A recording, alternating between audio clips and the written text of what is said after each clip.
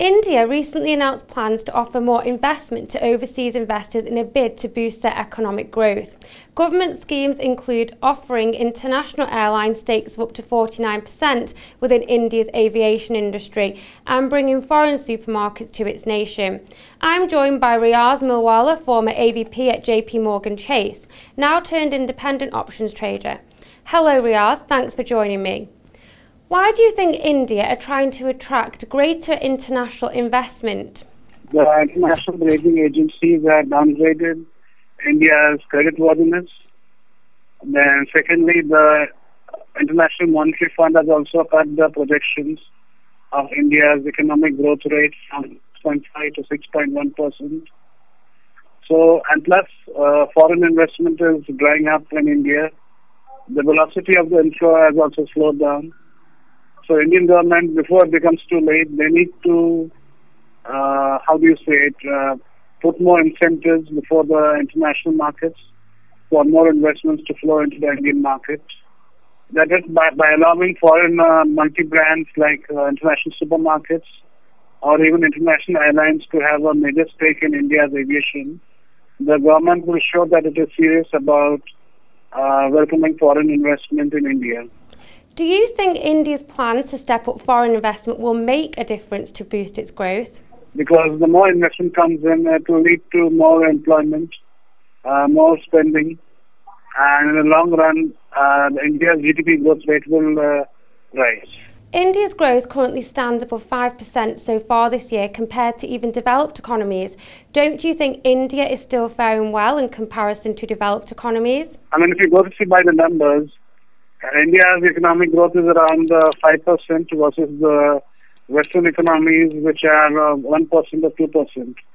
But still, this is not good if you consider in a relative context, because the Western economies have progressed really well and they got the label of a developed country,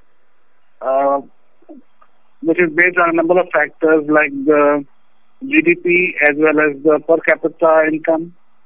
Whereas India is way behind in that area. If you go to see India's per capita income is very negligible compared to the per capita income for the Western economies. So our growth rate needs to be at least around 8 to 10% on a sustainable basis for at least 5 years for us to reach that mark. And why do you think rating agencies have downgraded their outlooks for India? Yeah, because mainly is that the government's policies, which they had initiated quite some time back to open up the economy, they have not yet crystallized, and the government hasn't taken any major steps to implement the policies for improving or welcoming the foreign investment in India. In light of the political factors, that's why the international agencies have cut down India's growth rate, because they don't see that much foreign investment. Do you think foreign investment will increase India's employment figures? The government also needs to hike the interest rates, because all along we have been on the thinking that by lowering the interest rates we lower inflation and we promote growth. But by looking at Japan, where interest rates are at zero or very low levels, we have found that low interest rates are not necessarily a factor for increasing growth. On the contrary, the government should increase the interest rates so more investment will flow in for investment purposes also, and it increase the income of sections of the population are dependent on interest income, which will spur them to spend more, and this will lead to a rise in GDP.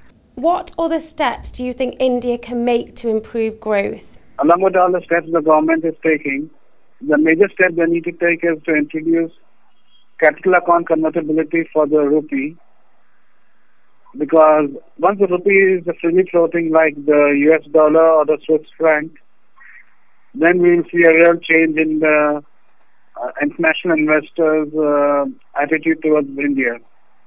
They will see that our currency is on par with that of the developed countries. Do you think it's time India is seen as a developed country? No, India cannot still be seen as a developed country, because a developed economy is the one where there are no infrastructure bottlenecks, where the infrastructure is up to the modern standards, where per capita income is high, which is not the case in India.